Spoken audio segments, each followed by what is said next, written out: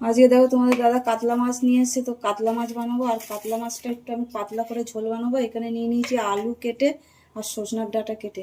সজনার ডাঁটা আলু দিয়ে কাতলা মাছের পাতলা ঝোল বানাবো। আর কাতলা মাছের পাতলা ঝোল বানাবো সজনার ডাঁটা আলু দিয়ে। তো এখানে শুকনো লঙ্কা কাঁচা লঙ্কা নিয়ে নিয়েছি, এক টুকরো আদা আর জিরে। তো চলো আগে মাছটা ভাজা বসাই, তারপরে মাছ ভাজার জন্য কড়াই বসিয়ে দিয়েছি। আর দিয়ে দেবো তেল, দিয়ে দেবো হলুদ, দিয়ে দেবো নুন। মাছের নুন হলুদটা খুব ভালো করে মেখে নেবো। তেল গরম হয়ে গেছে আর মাছগুলো ভাজার জন্য ছেড়ে দেবো। মাছ এক পিঠ ভাজা হয়ে গেছে, আর এক পিঠ ভাজার জন্য উল্টে দেবো।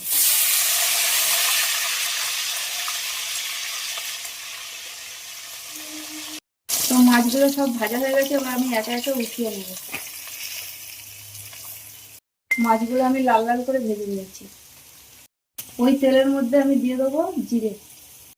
জিরে দিয়ে আলুগুলো দিয়ে দেবো। আলুগুলো ভাজার জন্য খুব ভালোভাবে নেড়ে দেবো। আলুগুলো লাল লাল করে ভাজা হয়ে গেছে, আবার দিয়ে দেবো টমেটো, দিয়ে দেবো নুন।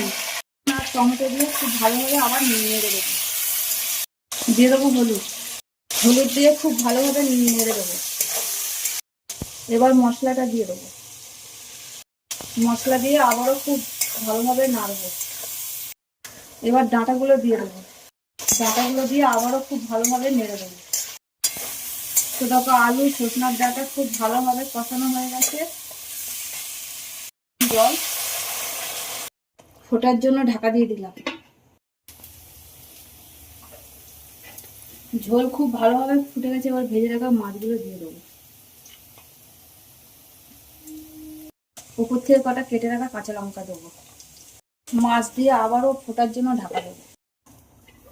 তো মাছ দেওয়ার পরে ঝোল একদম খুব ভালোভাবে ফুটে গেছে, এবার নামিয়ে নেবো। তো দেখো কাতলা মাছের পাতলা ঝোল সজনার ডাঁটা আলু দিয়ে একদম কিন্তু হয়ে গেছে। আর তোমরা সবাই ভালো থেকো, সুস্থ থেকো। আমার অন্য কোনো ভিডিও আবার তোমাদের সাথে দেখা হবে। টাটা।